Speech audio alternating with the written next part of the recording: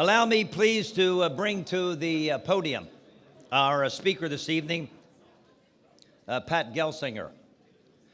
Until just a couple weeks ago, Pat and his wife, Linda, and their children lived in Portland, Oregon, but more recently have relocated to Palo Alto, California. Pat is originally from, I'm originally from Philadelphia, and he's originally from Reading, Pennsylvania, which is not far from Philadelphia. How many of you here in the room ever been to Reading, Pennsylvania before? 9 people. Your wife didn't even raise her hand. Oh, she did, I'm sorry.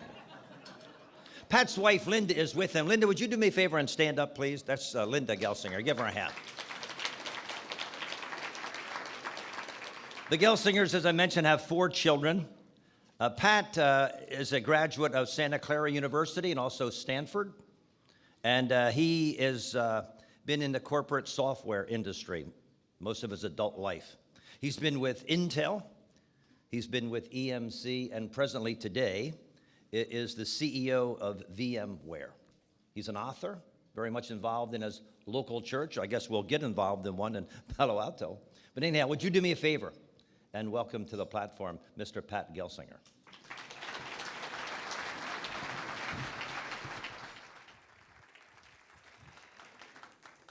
Thank you very much. It's great to be here this evening, and Terrence, and to those at FCCI, what a pleasure to be able to address you this evening. Now, before we get started, though, let's see.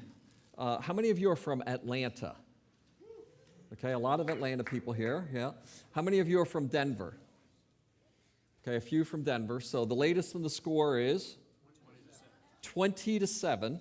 So knowing now the score, and we're not going to compete against a sports event, so wives, take your husband's cell phone or smartphone, turn them off right now. Right? Pardon? Who's winning? Atlanta. Right, Atlanta Falcons, right? Big upset tonight. So we're not competing with the game, okay, Bill? Okay, good. So turn it off, we're good. Okay, now that we got that out of the road, so is it off, everybody? Okay. So it is a pleasure to be with you, and in many, Dickens' line was the best of times and the worst of times. And in that, right, had I known that all the things that would be going on in my life right now, there's no way I would have said yes to come and speak. And then again, maybe this is exactly the best time to come and speak. And let me tell you a little bit about some of the things that are going on for Linda and I. If you have the slides. About 3 years ago, we began a little journey. And I had been at Intel for 30 years. And if you've been at one place for 30 years, you don't know where you end and the company starts. Right? I mean, Intel, 30 years. I grew up there. I started when I was 10 years old. It was actually 18. I started when I was 18 years old there. And the opportunity to change jobs. And I met with Joe Tucci, the CEO of EMC, in April of 2009, and he tried to entice me to consider joining EMC. And I came home to Linda, and my loving, endearing, always constructive wife, and I said, "What do you think about changing jobs?" And Linda's response was, "No." It wasn't maybe, let's talk about it, let's pray about it, or something spiritual like that. It was no. We had sent our daughter to China just the prior year. She's a school teacher in Shanghai. We were empty nesting in a month.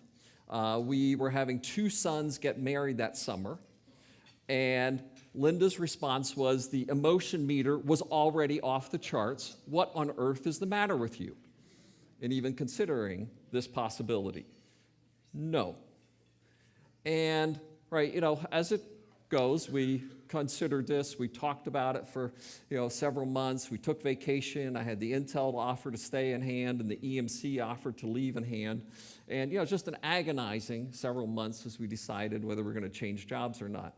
And the former CEO of Intel had once said to me, he said, "You should expect 2 things from your boss. One is the opportunity for advancement, and the second is his help getting there." And I thought that was pretty good advice, right? And at Intel, I thought I had neither. And at EMC, I felt I had the promise of both. So we decided after 30 years to move over to EMC, and I throw some of the stats up here at EMC about the company. And it's not quite as well known as some of the other high-tech companies, but if you go to a data center, on the other end of that web page that you're browsing, there's a data center somewhere.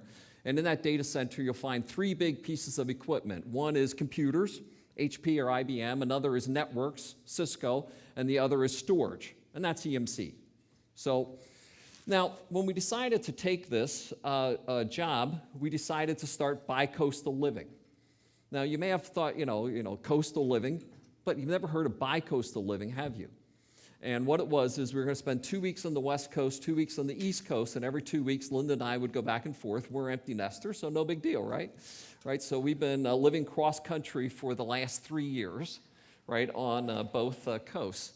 And just after taking the job, I felt very confirmed in doing this. Our son and daughter-in-law moved to Boston to go to grad school. So if you need confirmation, right, from God, so this is a great blessing. They're moving there. The job went incredibly well. EMC has performed extremely well, this bi-coastal living, and I found Joe to be the boss I expected, the board to work out great. So for 3 years, bi-coastal living for EMC. Life is good. Next chapter of the journey. Well, VMware, interesting company. And VMware, a hot rising startup company that was founded about 2000. And it was acquired by EMC in 2004, right? It was sort of like a big fumble, and all the high-tech companies tried to acquire it. EMC came out with the ball, right? It was able to acquire this company. It was started by Diane and Mendel, a husband and wife team. And any of you who've worked with a husband and wife team for a public company know that's a bad idea. But the company did it. They spun it out. EMC made it public in 2007. Then they fired the CEO, Diane, in 2008 for it, to put in Paul Moritz, and Paul and I have worked together for almost 30 years. He started his career at Intel, same place as I did, so we worked together there.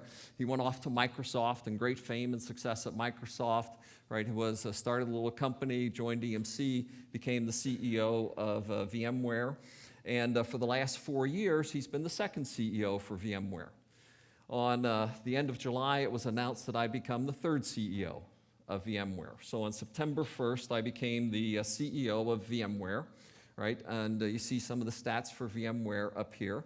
And now, just a little bit over 2 weeks in my new job as the CEO there, I'm here now speaking to you tonight with absolutely no time, bandwidth, or any other thing to talk.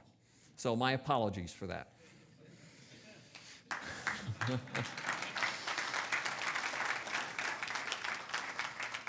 But again, as Dickens said, the best of times or the worst of times. And I had the formal passing of the baton a couple of weeks ago at VMworld. It's our trade show. We had 21,000 people show up for the VMworld conference there. 21,000 people who want to know about data center software. Can you believe that? Do you care about data center software? No, she doesn't. Yeah, not at all. Yeah. How about you? No. Okay. Bill? No. Oh, well. But anyway, 21,000 faithful right there. And this is the second biggest IT conference in the industry today. So this is an exciting, thriving new company. And again, right, if I need a confirmation of this new assignment, right, guess what my son and daughter who had moved to Boston? They moved to the Bay Area. Okay, so they followed us to Boston. We followed them to the Bay Area.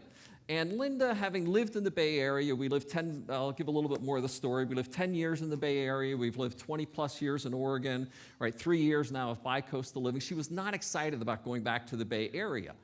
Traffic and all the stuff that she moved away from, right? And now we're going back to the Bay Area. So she was sort of, And then the solution to all problems is a granddaughter.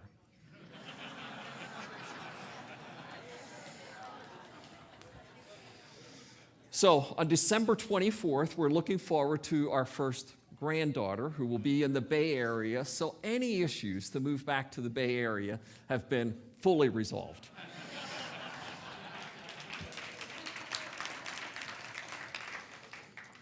So the last 6 weeks or so have been an absolute blur right, of coming up to speed on the new company, leaving the old company, and all the transition associated with that. I had almost 20,000 people working for me at EMC.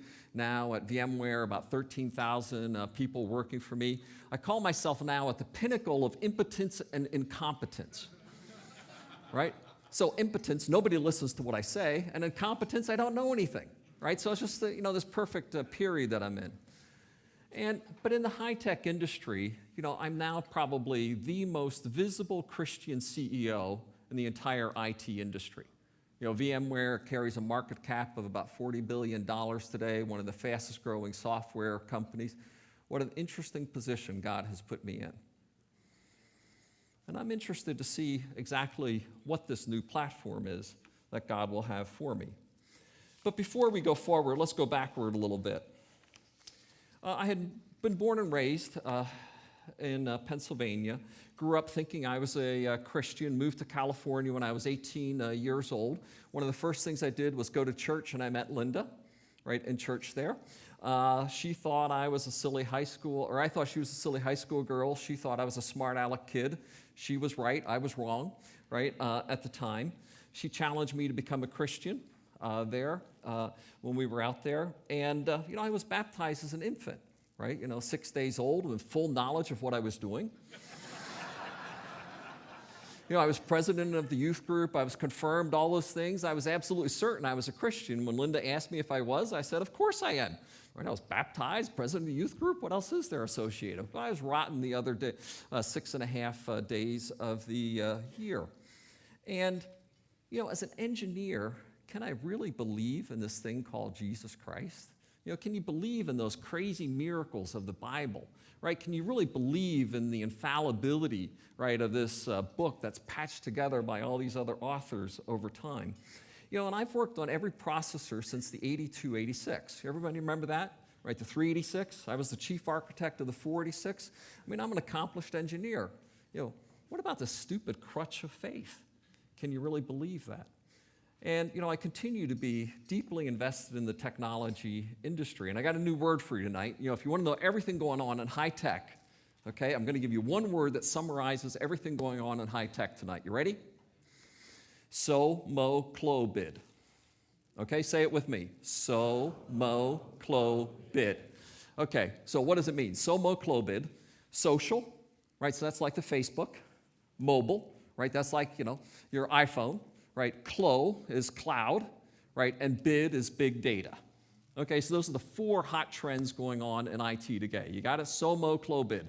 So next time you're at a dinner party, I know you don't care about the software company I run, right, but next time you're at a dinner party, just say so-mo, clo, bid, right? That's the high-tech thing, okay? And people are going to be very impressed by you.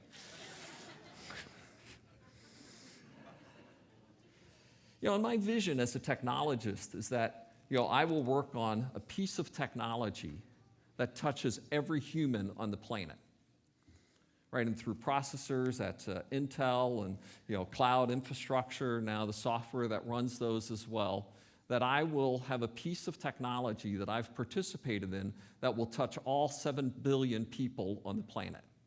And that's what I want to do, right, with my career. But even more powerfully, the reason I want that technology to touch 7 billion people is so that it will hasten the day of Christ coming again. Because, I think there was a reason that Christ came when he did during the Pax Romana period of humanity.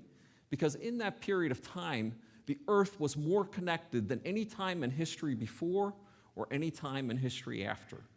And I believe that in just the next 20 or so years, we will be more connected than at the time of the Pax Romana through the internet. And maybe the pieces of technology that I and my colleagues are participating in will be part of what hastens the day of our Lord's coming again, where we're more connected than at any time since the time of Christ was before. So can I, as an engineer, believe?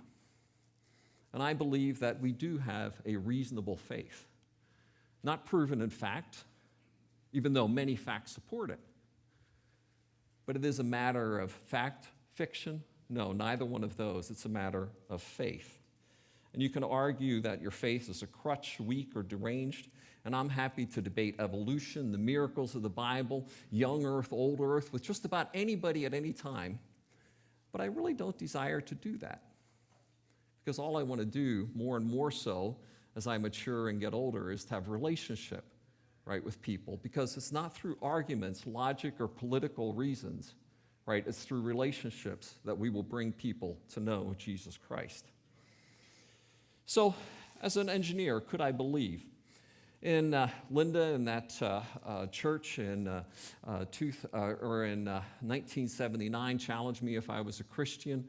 In 1980, in February of 1980, the sermon topic, right, was the sermon text was Revelation 3, 15, and 16. I know your deeds, that they are neither hot or cold. I wish they were one or the other. But since they are neither cold nor hot, but lukewarm, I'm about to spit you out of my mouth. And that's what I was. I was lukewarm at the time. And on that day in February of 1980, I made the commitment that I would be hot for the kingdom. And as we come to this place here, right, it's great to be around, Christian fellowship. It's easy here. But the question I would have is, are you hot or cold for the kingdom of Christ? Right? And if you're here at FCCI and you're cold or lukewarm, what are you doing? We are called to be hot for the kingdom of Christ.